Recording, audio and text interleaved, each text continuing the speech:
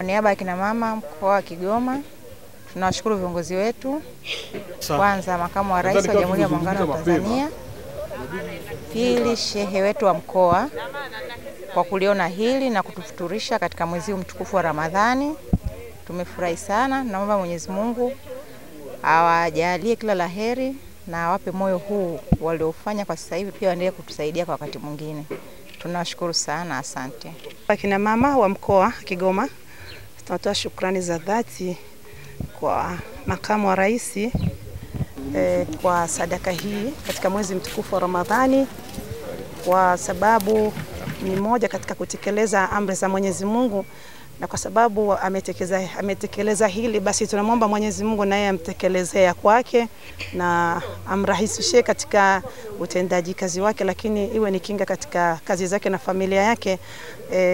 Kubwa tuseme kwamba tumefurahi kina mama wa Kigoma, tumefarijika, na kuna wengi tulikuwa na uhitaji ya jambo hili, lakini tunaona namna gani viongozi wanatupa ushirikiano katika swala zima la chakula ili tuweze kuzilea familia zetu. Hivyo tunamshukuru sana, lakini pia tunamshukuru Sheikh wetu wa mkoa, Sheikh Hassan Kibura, kutufikishia sadaka hii na kuonesha namna gani, aidha kuona namna gani aliguswa na swala hili akalifikisha kwa makamu wa rais na yeye akatutekelezea. Hivyo tunamwombea kheri na baraka na hifadhi kutoka kwa Mwenyezi Mungu, ampe faraja na ampe furaha kama alivyoweza kutupa sisi kina mama wa Kigoma mjini.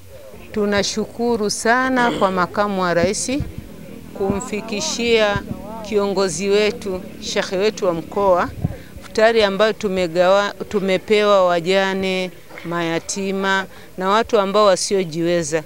Kwa hiyo tunashukuru sana kutokana na futari aliyotupa, manake wengine walikuwa hawategemei kwamba wataitoa wapi. Kwa shukurani hizi tunazipeleka zote kwa kiongozi wetu ambaye ni makamu wa rais, pia na shehe wetu ambaye ndio shehe wa mkoa, Sheikh Hassan Ibn Kibura.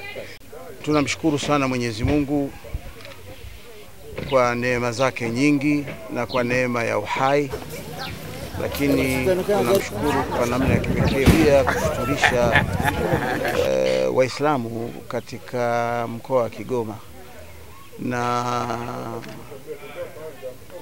tunamshukuru sana kwa sababu pia amefuturisha mayatima wanaokaribia 300, jambo ambalo kusema kweli linaonyesha alivyoguswa na ukarimu wake wa watu wa Kigoma.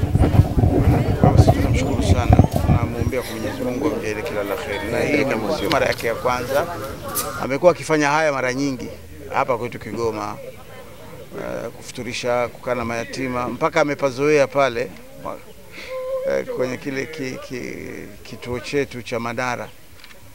Amepazoea na anapakumbuka. Kila tukizungumza naye ataniuliza vipi kituo kinaendeleaje.